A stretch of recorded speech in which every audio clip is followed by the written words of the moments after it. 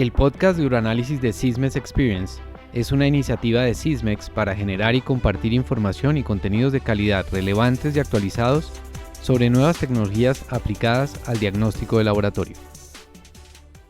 Bienvenidos a este nuevo episodio de el podcast Sysmex Experience de Uranálisis.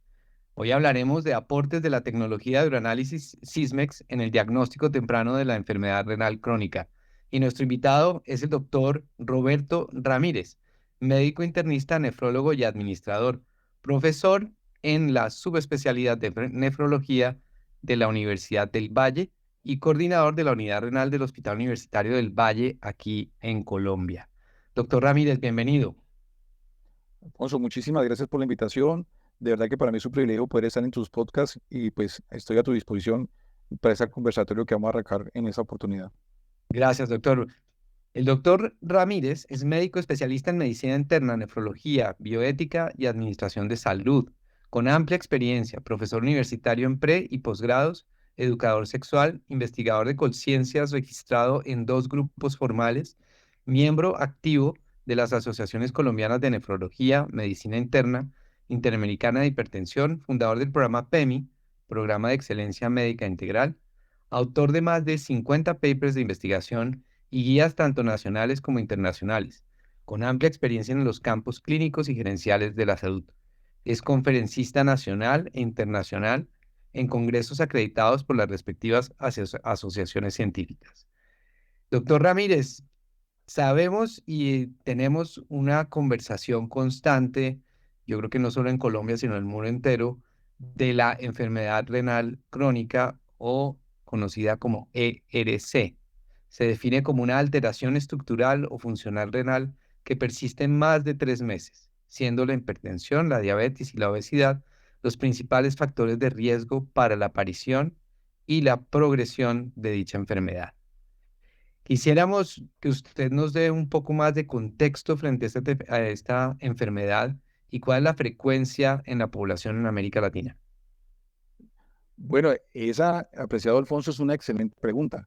De hecho, el impacto, y como tú mismo lo decías, de la enfermedad renal crónica es a nivel global una preocupación y es una enfermedad que ya hoy es discutida en todos los espacios con respecto a las discusiones de salud pública, de costos de enfermedad, y se estima que la prevalencia global de la enfermedad renal crónica en todos sus niveles, siendo el grado 1, el paciente donde apenas está empezando con la enfermedad, hasta el grado 5, donde ya los 2 riñones han dejado de funcionar y se requiere de una terapia de reemplazo, sea la hemodiálisis o la diálisis peritoneal o el trasplante renal, lo que habría que hacer porque definitivamente sus 2 riñones no funcionan.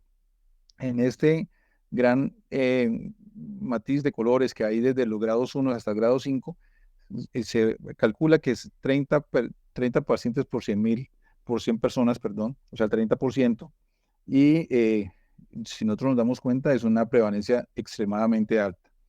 Pero ¿cuál es la realidad de nosotros? En Colombia la enfermedad renal, como por tener este impacto tanto en la movilidad del paciente, en su salud general, como en la parte financiera del Sistema General de Seguridad Social en Salud, se ha creado un reporte obligatorio que empezó en el 2008 y se ha estimulado a todos los prestadores de salud a que hagan una búsqueda de la enfermedad.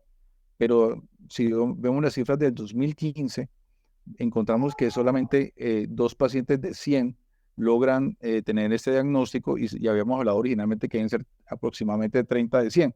Entonces hay un diagnóstico muy bajo, pero si vemos cómo la progresión logró un pico hasta el 2018, donde casi 3 pacientes de 100 eran diagnosticados con enfermedad renal crónica. Sin embargo, estamos muy lejos de lo que habíamos dicho originalmente del 30%.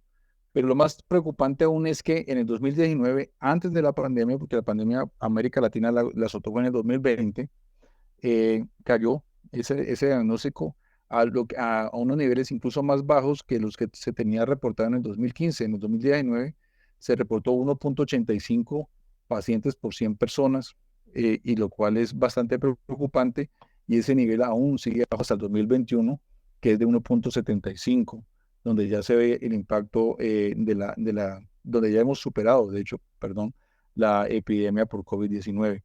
Entonces, Es una enfermedad de mucha prevalencia que genera un impacto en la salud de la persona e incluso de la familia que está con la persona enferma, pero como en sus fases iniciales no genera síntomas, nosotros si no la diagnosticamos con una búsqueda activa, no la vamos a encontrar y eso es lo que está sucediendo en nuestros países en general de América Latina. Doctor Ramírez, interesantísimo las cifras que nos da y el impacto que tiene a lo largo de los años, pero tengo dos preguntas, se las voy a cambiar de orden porque me parece interesante entender por qué con esta alta prevalencia que usted mencionaba en la población, por qué sigue tan infradiagnosticada la enfermedad.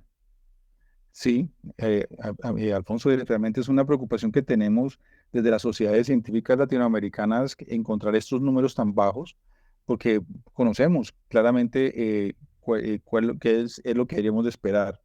Hay varias razones. La primera, como lo dijimos previamente, la enfermedad es asintomática y nosotros normalmente si no tenemos ningún síntoma nos sentimos bien y no consulta al médico. La segunda, en los pacientes que tienen las enfermedades precursoras, por decirlo así, en la enfermedad renal crónica en general, la enfermedad renal crónica tiene un gran precursor que es la diabetes, otro la hipertensión, y entre estos dos grupos se encierran la gran mayoría de los pacientes. Pero resulta que los pacientes hipertensos y diabéticos muchas veces, cuando consultan para sus programas de atención primaria, no se hace la búsqueda de la enfermedad renal crónica, entonces tampoco se va a encontrar. Y tercero, las políticas públicas están escritas, pero a veces no llegan a todas partes, o si llegan, no se cuenta con la tecnología apropiada para el diagnóstico de la misma. Esa conjunción de situaciones ha hecho que de un 20 a 30% de prevalencia estemos hablando hoy de un 2% apenas. Ya. Y ahí, doctor, hablamos también que usted nos lo mencionaba preparando esta conversación, la calidad de vida de un paciente con enfermedad renal crónica avanzada. Eso realmente es una preocupación tanto como para el personal médico como para los sistemas de salud en general. Sin duda, sin duda, y también para las familias. O sea, ahí la triada de paciente, huésped y agente es donde más claramente podemos ver cómo ese agente, que es la enfermedad renal crónica, impacta en el ambiente, que sería la familia y los sistemas públicos y sobre todo en el paciente. El paciente con enfermedad renal, como el riñón es un órgano que depura todas las toxinas, todo lo tóxico que tiene el cuerpo, al no limpiar eso del cuerpo, obviamente todos los órganos se van envenenando con sus propios desechos y tenemos es una enfermedad que no afecta a los riñones, sino que afecta a todo el paciente. Usualmente los pacientes dicen, es que a mí no me duele la espalda, yo no tengo problema en los riñones. O al contrario, yo no sé por qué dicen que tengo problema en los riñones si a mí no me duele la espalda. Y recordemos que eso no es enfermedad renal, eso se llama lumbago o dolor de espalda. Los riñones no duelen, pero sí se intoxica todo el cuerpo. Entonces, ¿qué va a suceder? La calidad de la piel se va a dañar, la capacidad de ver de lejos se va a comprometer, no voy a perder el gusto por la comida o simplemente voy a querer dejar de comer como medio de defensa para no tener más toxinas, más intoxicación dentro de mi cuerpo. Voy a empezar a vomitar porque pues si no, no tengo cómo eliminar las toxinas, el cuerpo busca de alguna manera cómo botarlas. El olor que tienen nuestras toxinas, el olor que tienen nuestros orines, como no lo estoy botando, entonces lo voy a botar por el aliento. Eh, los riñones también tienen mucho que ver con el manejo de la presión arterial, entonces la presión arterial se va a volver incontrolable, se va a empezar a hinchar la persona, en algunos casos, en otros casos no se hincha, y también podemos ver que va a tener problemas de concentración, problemas digestivos, o sea, el estómago no va a funcionar bien, entonces todo le va a caer mal, problemas hormonales, va a tener disfunción eréctil, trastornos de lubricación vaginal, van a tener problemas de retrasos menstruales, pérdidas de embarazos, en fin, el órgano que nosotros consideramos que tenga cualquiera de nosotros como persona va a estar intoxicado y va a estar trabajando mal. Entonces, si nosotros nos damos cuenta, esto es un drama y a eso le sumamos que tendríamos que llevar el paciente a diálisis y son 3 veces por semana eh, hasta que sea trasplantado en los casos que el paciente sea trasplantable o simplemente de por vida porque si no es candidato para trasplante. O hay una diálisis que se llama diálisis peritoneal que se hace en casa, en la cual hay dos modalidades, una que se conecta de noche mientras duerme todas las noches, está conectado por un catéter que va al estómago y eso le mete y le saca los líquidos, le mete líquido limpio y le saca ya líquido sucio después con una máquina automática, o se hace manual y durante 4 veces al día, también por el resto de la vida si no es trasplantado. Entonces nos damos cuenta que esto impacta de verdad muy fuerte al paciente con enfermedad renal crónica, a la familia que está al lado de esta persona, que es su ser querido y que lo está viendo como día a día está en una lucha por mantener su vida y por tratar de mejorar su calidad de vida, porque en esa lucha recibe el acompañamiento de todo el equipo clínico, no solamente de nosotros los médicos, sino de las enfermeras que hacen un desempeño brillante en estos tipos de terapias, y de las psicólogas, de las trabajadoras sociales y de las nutricionistas, porque realmente el enfoque debe ser multidisciplinario. Doctor, entonces aquí vemos ya unas señales claras de alarma para personas para que estén pendientes de su salud y le presten muchísima atención. Pero ¿cómo se puede hacer un diagnóstico precoz de esta enfermedad? Como decíamos al principio, apreciado Alfonso, el diagnóstico precoz ya es instaurado por las guías internacionales y todos los países hemos adoptado de una manera casi que directa esas guías, porque las guías internacionales fueron convocadas y fuimos convocados los nefrólogos de muchas partes del mundo para que perteneciéramos a ese consenso y lográramos encontrar las características mínimas para el diagnóstico oportuno y precoz. Y es muy sencillo, es tomar una muestra de sangre y medir un examen que se llama creatinina, y tomar una muestra de orina, lo que llamamos uroanálisis, y aparte hacer una proteinuria o una albuminuria y tomar una relación con una creatinuria, o sea, con lo que bota el riñón. Eh, Esas tecnologías son realmente costo eficientes.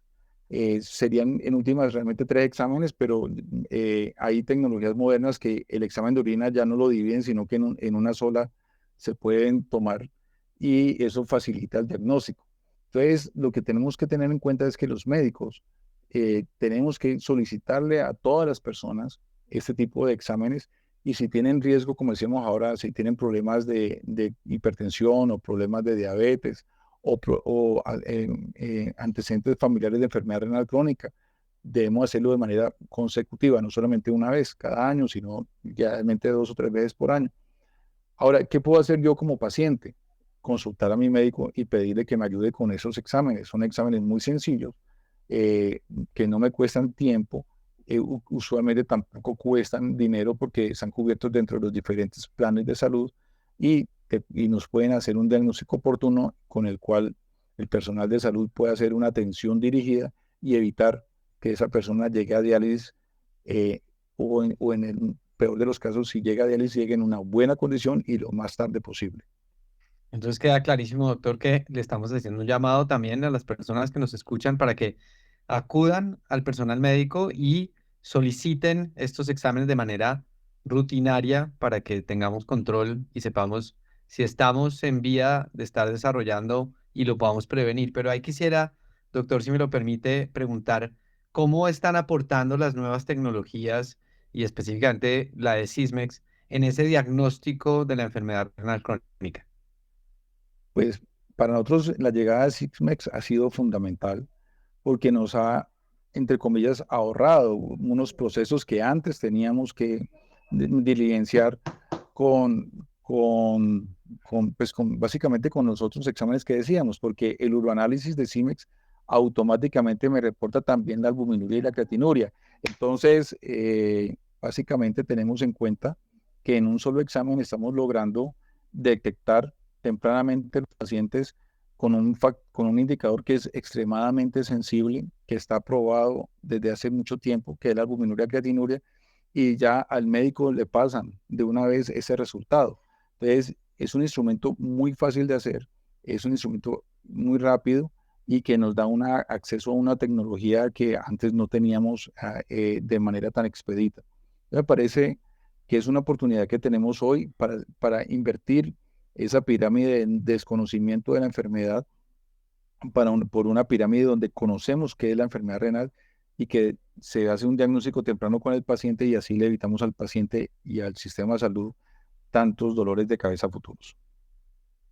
¿Usted cree, aquí le hago la pregunta que hemos hablado mucho en estos episodios que hemos hablado sobre los episodios en el podcast de Sismex, sobre tecnología de inversión?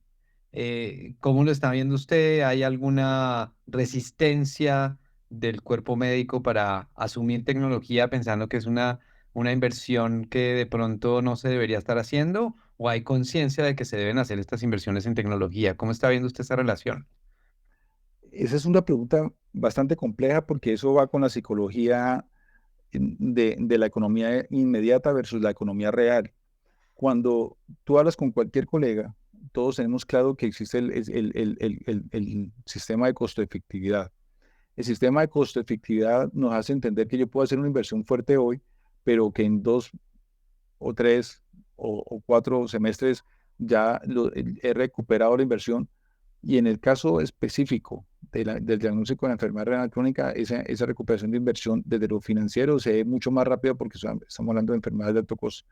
Pero desde el punto de vista clínico, digamos que los médicos tenemos clarísimo, que el diagnóstico temprano no tiene, o sea, que a un paciente le digamos tempranamente que tiene enfermedad crónica, no tiene un valor comercial. O sea, el valor se lo vamos a dar en vida, en años de vida y en años de calidad de vida. Entonces, existe la conciencia de que invertir en tecnologías, en las nuevas tecnologías y en tecnologías útiles es muy efectivo, es costo efectivo y garantiza mejor sobrevida y calidad de vida de las personas.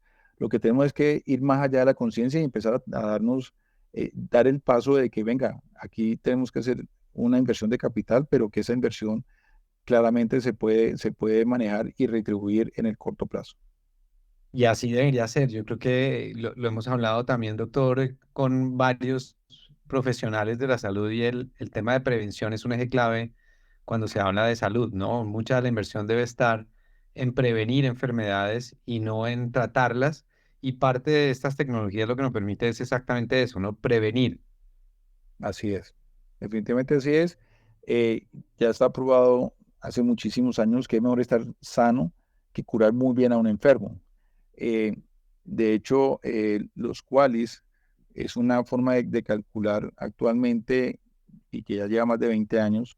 El modelo nació de Inglaterra, donde decían cuántos días yo dejo de trabajar por estar enfermo, dejo yo de producir como padre por estar enfermo, cuánto dejo yo de producir como persona por estar enferma y no solamente el valor de la incapacidad, sino todo eso que se perdió por un solo día de enfermedad, lo mismo que los años de vida ganados. Entonces, cuando yo estoy sano, estoy exento de una enfermedad que es prevenible o que por lo menos es detectable tempranamente, eso me va a hacer ganar en todos estos indicadores de manera inmediata y lo que vamos a tener es una población mucho más sana en el mediano plazo, ni siquiera en el largo plazo, y sobre todo con un sistema de salud que se vuelve autosostenible, porque los costos ya se vuelven racionalizados. Doctor, y yo me quisiera devolver un segundo tal vez a las primeras preguntas y a los comentarios que usted hacía cuando arrancamos esta conversación.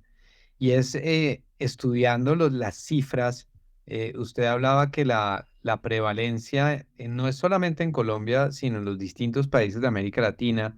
Esta conversación la están oyendo personas de distintas regiones y específicamente de América Latina.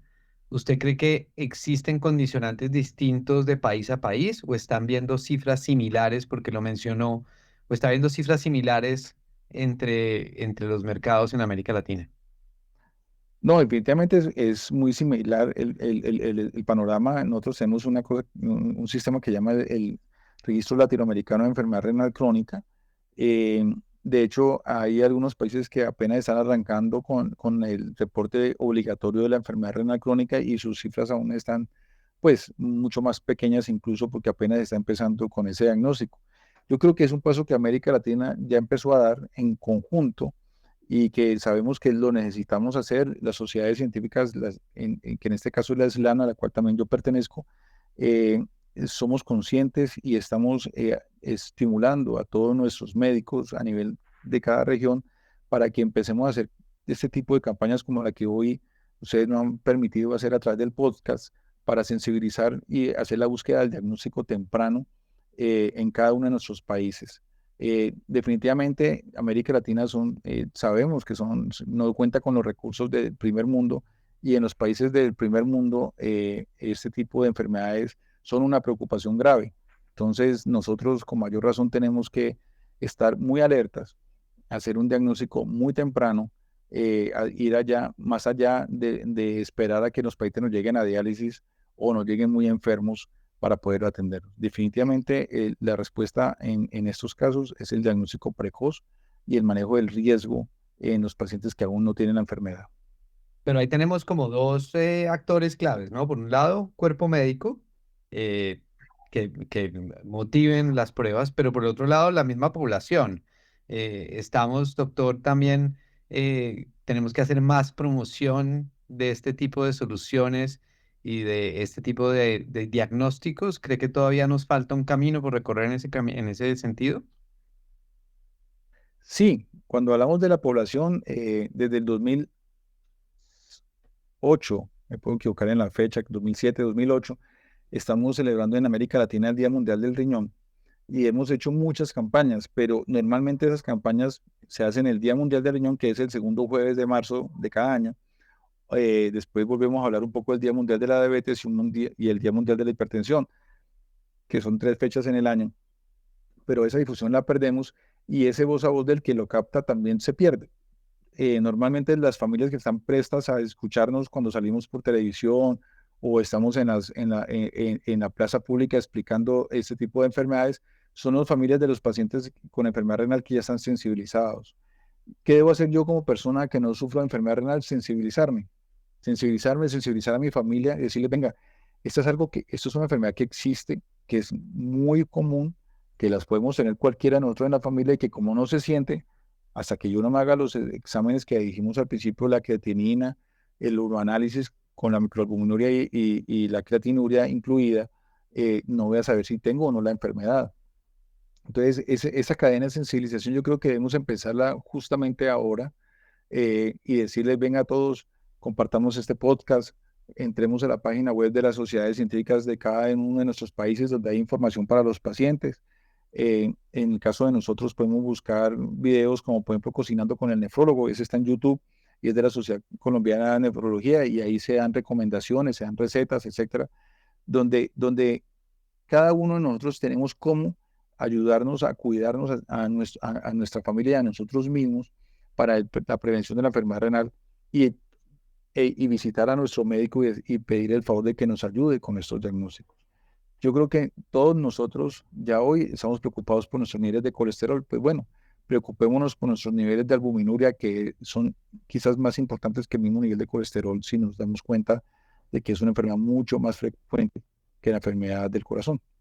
Ese punto que usted toca, doctor, ahí yo le quiero hacer doble clic a eso, porque estoy sintiendo también en la conversación que tenemos tremendamente interesante, que usted también hace un llamado al cuerpo médico para que sean más conscientes de que tienen que motivar, no solamente enviar al paciente que se haga estos exámenes, sino también al cuerpo médico que adopte tecnologías de avanzada para ese diagnóstico de forma temprana. ¿Estoy en lo Sí, correcto? sí, de acuerdo, sin duda, Alfonso, porque es que no nos podemos quedar en el siglo XX. Nosotros cambiamos de siglo hace 23 años. Estamos en el siglo XXI y ya estamos terminando, de hecho, el 23. Y yo espero que esta charla tenga una vigencia importante en el tiempo, porque la tecnología que estamos hablando hoy es nueva para nosotros, pero va a ser absolutamente necesaria en la próxima década. Nosotros como médicos tenemos que actualizarnos, tenemos que entrar en el sistema, entender que las personas padecen la enfermedad renal crónica y que ese padecimiento, yo como médico estoy en la responsabilidad de diagnosticarlo y detectarlo, pidiendo las tecnologías modernas, o sea, pidiendo un análisis que me dé toda la información de cómo está ese glomérulo, y con eso lo sabemos cómo está la albuminuria, de cómo está ese túbulo, y eso vemos cómo está la densidad, cómo está el pH, cómo están las concentraciones, etcétera. O sea, el análisis moderno con la tecnología es absolutamente descrestante cuando lo comparamos con los tradicionales, pero tengo que entrar a pensar en que debo pedirlo con esas características modernas y saber que me va a dar una información muy integral y que de una vez voy a tener la relación albuminuria creatinuria y no tengo que esperar hasta una próxima consulta si yo le encuentro algo raro en un análisis convencional. O sea, además, digamos que desde el punto de vista financiero, al sistema le ahorra una o dos consultas porque toda la información la tengo de primera mano en el primer diagnóstico. Doctor Ramírez, usted nos hablaba que ya hay muchas tecnologías, concretamente la de Sysmex, que nos está permitiendo hacer un diagnóstico temprano de la enfermedad renal crónica, pero ¿qué más aspectos está permitiendo esta evolución tecnológica y estas nuevas herramientas que nos trae Sysmex para el diagnóstico? Pues hay una cosa que a los nefrólogos nos gusta y yo creo que me siento como un niño con un Lego o con con un juguete de esos descrestantes, es la citometría de flujo fluorescente. O sea, es una aplicación, una nueva tecnología que nos permite ir más allá de lo que tradicionalmente podemos detectar bajo microscopios convencionales. Y es tanto es como en hallar directamente células epiteliales y cilindros. Así como decíamos ahora que el diagnóstico inmediato teníamos con la albuminuria, creatinuria de primera mano y nos ayudaba a detectar problemas del glomérulo, o sea, de la parte que filtra el riñón. Hay otra parte del riñón que es también muy importante y que la nombramos también en una de las preguntas previas, que es la parte que concentra, la parte que trabaja del riñón en contra de los gradientes y que nos mantiene en equilibrio de muchas circunstancias como la acidez, como el potasio, el sodio, etcétera, que es el túbulo. En el túbulo se pueden generar descamación de células y eso nos puede estar diciendo que el túbulo está sufriendo, o incluso en el túbulo se pueden formar cilindros patológicos que nos pueden determinar si el paciente tiene un tipo de glomerulonefritis, un síndrome nefrítico o simplemente una lesión renal aguda. Todos estos exámenes nos ayudan a detectar estas enfermedades de fase más temprana porque el sistema es mucho más sensible y lo puede detectar desde que está empezando el problema, no como los sistemas tradicionales que ya requiere un número suficientemente alto de estos marcadores para poder ser detectados. Entonces nos facilita un diagnóstico temprano, nos abre el espectro no solamente para la enfermedad renal crónica, sino para las lesiones renales agudas, que también son muy frecuentes. Un ejemplo que siempre cito es el deportista que nunca hace deporte, pero que el domingo se pone la pinta fosforescente para ir a la ciclovía, se desayuna con huevos fritos, salchicha ranchera y se toma un café, un café sin leche y sale. Entonces el café es diurético y la otra dieta rica en grasa y la persona no se hidrató bien, no se tomó ningún jugo, no tomó agua y salió y trotó después de que no hacía ejercicio durante el resto de la semana. Entonces cuando llegó a hacer ese tipo, que no es deportivo, no es esfuerzo, se siente mal, le duele el cuerpo, se toma un antiinflamatorio y el pobre riñón sufre por el lado de la deshidratación y sufre por el lado del antiinflamatorio y hace una lesión renal aguda. Muchas personas se recuperan, pero hay un número importante que dejan unas secuelas y esas secuelas las podemos detectar con la citometría de flujo de manera inmediata, con la primera orina que tenga el paciente después de haber pasado o mientras esté pasando por esta circunstancia, y en estos casos podemos detectarlo fácilmente. Entonces, Doctor, esa es las la tecnologías, citometría que llamamos citometría de flujo fluorescente. citometría de flujo fluorescente, sí, exactamente como dijimos al principio, es una tecnología que nos descresta, a los neurólogos nos tiene maravillados y que pues definitivamente es un instrumento con el cual debemos contar, usarlo para la detección de enfermedad renal crónica y para el diagnóstico de lesión renal aguda. Doctor, aquí entendiendo que las tecnologías nos están permitiendo claramente cada vez más avances en detectar este tipo de enfermedades de manera oportuna, sin miedo a que nos repitamos, pero doctor, ¿qué recomendaciones finales les daría usted a nuestros oyentes para prevenir esta enfermedad y mitigar su impacto? La recomendación grande es, sepamos que la enfermedad renal existe, que la enfermedad renal no es una enfermedad rara, que es muy común y sobre todo no tengo síntomas. Entonces, si no tengo síntomas, lo que debo hacer es buscar a mi médico, pedirle que nos ayude diagnosticándola Y yo médico, ¿qué debo hacer? Debo tener la sensibilidad para a todos mis pacientes, no solamente a los que yo espere que tengan enfermedad renal, sino a todos, hacerle exámenes de screening cada vez que tenga la oportunidad de un contacto con ellos. Un contacto con mi paciente como médico es una oportunidad que tengo para un diagnóstico temprano y para salvarle un órgano que, en este caso, hablando del riñón, es un órgano que le puede llevar a tener grandes complicaciones en su vida futura. Entonces, es una combinación de yo como paciente y yo como médico debemos estar a la vanguardia en la búsqueda de la enfermedad renal crónica. Y recordemos siempre, la enfermedad renal crónica es muy común, hay que diagnosticarla temprano porque en las fases tempranas no se siente nada, es absolutamente asintomática. Doctor Ramírez, muchísimas gracias por habernos acompañado hoy en este nuevo episodio del podcast de Uroanálisis de Sysmex Experience. No, a ti, Alfonso, muchísimas gracias por la invitación. De verdad que ha sido un gusto poder haber compartido con ustedes y para mí es un placer de verdad y sigo atento a sus invitaciones porque lo disfruto de verdad con mucho cariño. A todos nuestros oyentes, muchas gracias por habernos escuchado en esta nueva entrega del podcast de Uroanálisis de Sysmex Experience. Nuevamente tendremos más episodios y los invitamos a seguirnos activamente aquí en Spotify.